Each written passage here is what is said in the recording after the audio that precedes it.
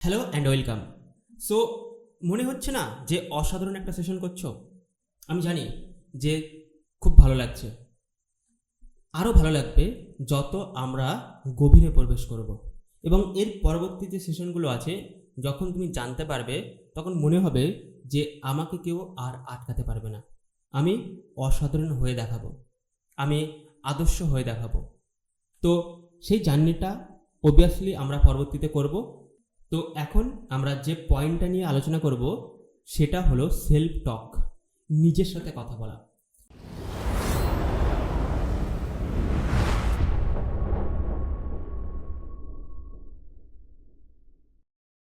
আমাদেরকে কেউ শেখায় না আমাদের ব্রেন সম্বন্ধে।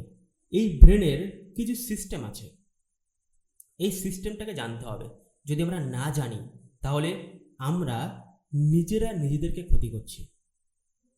কীভাবে কথা বলতে হয় সেটাকে আমি আজকে শেখাবো।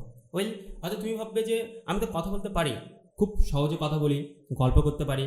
না, তুমি কথা বলতে পারো না।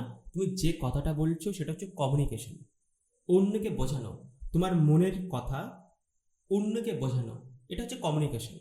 তুমি যে ল্যাঙ্গুয়েজটা ইউজ করছো, তুমি যদি অন্য ল্যাঙ্গুয়েজ ইউজ করো সেটাও কমিউনিকেশন। তুমি মেবি এখন বাংলাতে কথা বলছো, তুমি যদি অন্য দেশে জন্মগ্রহণ করতে, তুমি তখন বাংলা ল্যাঙ্গুয়েজের কিছুই জানতে না।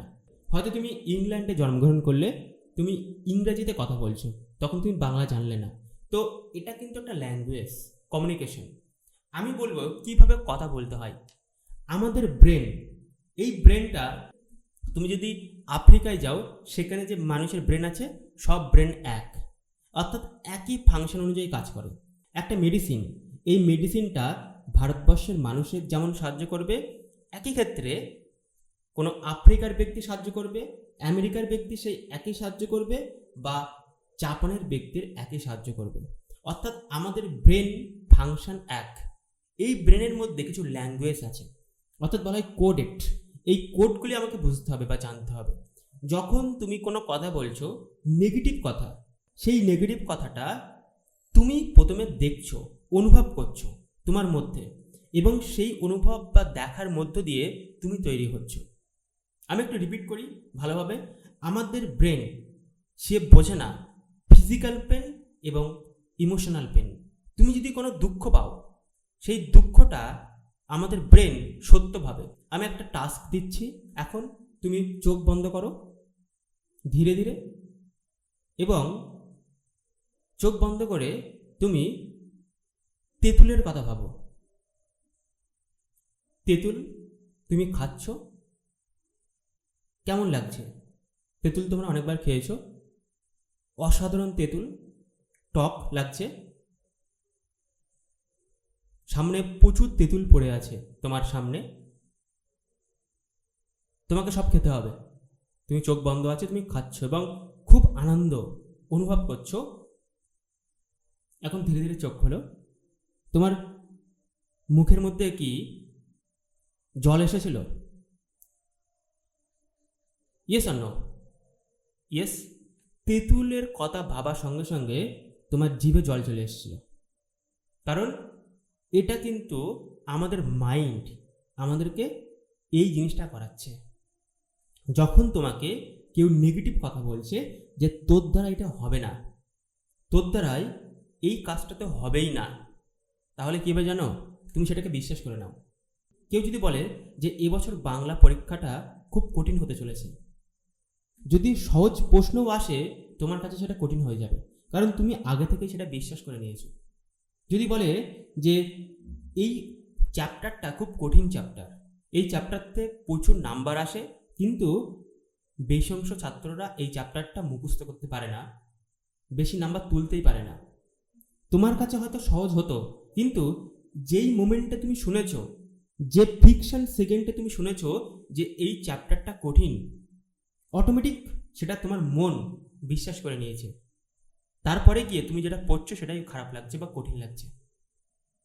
যখনই তোমাকে কেউ বলেছে যে তোর দেখতে ভালো না, তুমি সেই ছোট্ট শব্দটা হয়তো শুনে অনেকবার কেঁদেছো, কষ্ট পেয়েছো, তার কথা মনে রেখেছো এবং তার সাথে পরবর্তী টাইম কথাই বলোনি। কেন? কারণ সেই কথাটা তোমার মনে আঘাত লেগেছে।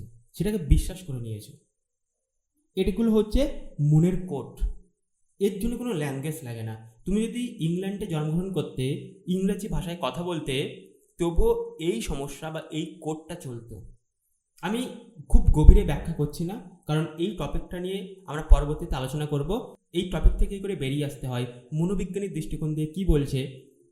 এবং ইন্টারেস্টিং হচ্ছে, আমি যে বইটা লিখেছি সেই বইটার এই টপিক নিয়ে ডেডিকেটেড একটা চ্যাপ্টার আছে। এই চ্যাপ্টারটা যদি পড়তে পারো তাহলে বুঝতে পারবে যে তুমি কোথায় ফেল করছো, কেন ফেল করছো। ল্যাঙ্গুয়েজটা দরকার আছে। তোমার ল্যাঙ্গুয়েজটা কী? বেশি অংশ সময় দেখা যায় যে আমরা অন্যের কথাটা বিশ্বাস করে ফেলি, আর এই বিশ্বাস করার জন্যই তোমার লাইফের 80 to 90% প্রবলেমস। তুমি যদি নিজেকে বিশ্বাস করো, নিজের প্রত্যেকটা চিন্তাকে সম্মান দাও এবং একটা ছোট্ট স্বপ্ন, যে স্বপ্নটা পূরণ করার জন্য কাজ করছো, তাহলে দেখবে যে জীবনটা অনেক সহজ হয়ে যাচ্ছে এবং একই সাথে তুমি অসাধারণ হয়ে উঠছো। আর তুমি তোমার মন শান্তি, আনন্দ, অফুরন্ত বিশ্বাসে ভরে যাচ্ছে। তাহলে এখন কি করতে হবে? ওই যখনই তোমাকে কেউ বলল যে এটা তোর দ্বারাই সম্ভব নয়, তুমি প্রমাণ চাইবে যে তুমি কি করে জানো যে এটা আমার দ্বারাই সম্ভব নয়। তোমাকে যদি কেউ বলে যে এটা খুব কঠিন, তার কি কোনো প্রমাণ আছে?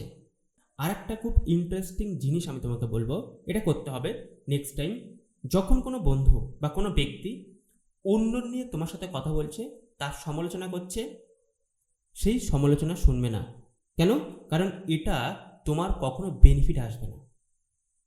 যখনই কোনো ব্যক্তি অন্য কারণ নিয়ে তুলনা করছে, সেই ব্যক্তি 90% পসিবিলিটি আছে তোমাকে নিয়েও অন্য কারোর সাথে তুলনা করা। এবং যখন তুমি তুলনা করা শুনছো, কম্পেয়ার করা শুনছো, ক্রিটিসাইজ শুনছো, এটাই কিন্তু তোমার ব্রেনে চলছে এবং দেখবে তুমি বিশ্বাস করে নাও। হয়তো সেটা 100% ট্রুথ নয়, সে বানিয়ে বলছে তোমাকে, কিন্তু তুমি বিশ্বাস করে নিচ্ছ এবং সেই ব্যক্তির নিয়ে একটা নেগেটিভ ধারণা করে ফেলছো। তো এই জিনিসগুলো থেকে দূরে থাকতে হবে যতক্ষণ তুমি দেখছো নিজের চোখে। এবং অনেক সময় দেখা যায় যে নিজের চোখে দেখলেও না, অনেক সময় ভুল হয়ে যায়। সো এটা একটা ডিফারেন্ট টপিক, আমি এটা নিয়ে বলবো। এটা একটা সাইকোলজিক্যাল টপিক। তো কখনো সেলফ টক, নিজের সাথে যে কথাগুলো বলছো সেটাকে পিওর কথা বলতে হবে।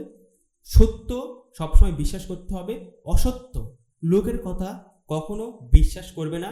দ্বিতীয় হচ্ছে, যখন কোনো মানুষ তোমাকে নেগেটিভ কথা বলছে তাহলে তাদের থেকে দূরে থাকতে হবে এবং সবসময় রিপ্লেস করতে হবে কথা, যে তুমি কি করে জানো যে আমি পারবো না, আমি করে দেখাবো।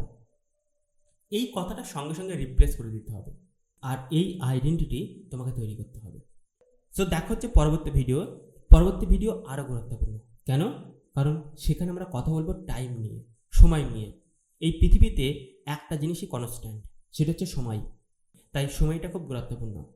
দেখা হচ্ছে পরবর্তী ভিডিওতে। Thank you so much.